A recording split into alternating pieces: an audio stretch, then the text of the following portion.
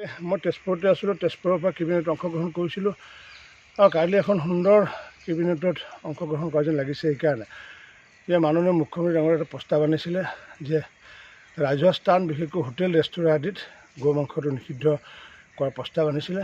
আমি সৰ্বসন্মতক্ৰমে সেই প্ৰস্তাৱ অকল সমৰ্থন কৰাই নহয়, মাননীয় মুখ্যমন্ত্ৰী ডাঙৰীয়াৰ যি চিন্তা ধাৰণাক আমি সকলোৱে পূৰ্ণ সমৰ্থন জনাইছোঁ, আমি ধন্যবাদ জনাইছোঁ।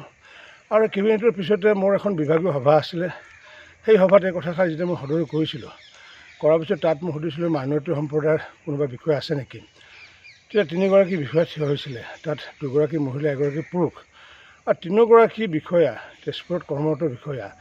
তেওঁলোকক এই কথাষাৰ মই যেতিয়া সুধিলোঁ যে কেবিনেটৰ সিদ্ধান্তটো, তেওঁলোকে কৈছে এইটো খুব ভাল কাম কৰিছে। কাৰণ কিয়, যধে মধে বিভিন্ন হোটেল ৰেষ্টুৰেণ্ট এনেকুৱাকৈ যদি বিধ পৰিৱেশন কৰা হয়, তেতিয়াহ'লে সনাতন সংস্কৃতিৰ মানুহে মনত আঘাত পায়। গতিকে কোনোবাই ঘৰত খাই ক'বলগীয়া একো নাই। হোটেল ৰেষ্টুৰেণ্ট বেন কৰিছে। ধৰ্মীয় সংখ্যালঘুৰ বিষয়াসকলে মোক যোৱাকালি আমাৰ যিখন সভা, সেই সভাত তেওঁলোকে ৰাজহুৱাকৈ প্ৰকাশ কৰিছে। গতিকে মই ভাবোঁ, আৰু এজনে আকৌ ক'লে কি যে তেওঁ কোনো মাংসই নাখায়। তেওঁ কৈছে মইতো কোনো মাংসই নাখাওঁ। গতিকে যি কি নহওক, আল্টিমেটলি সকলোকে সন্মান জনাই পেলাই এই সিদ্ধান্ত লোৱা হৈছে আৰু সকলোৰে মংগলৰ কাৰণে লোৱা হৈছে। ময়ো ধন্যবাদ জনাইছোঁ মুখ্যমন্ত্ৰী ডাঙৰীয়াক।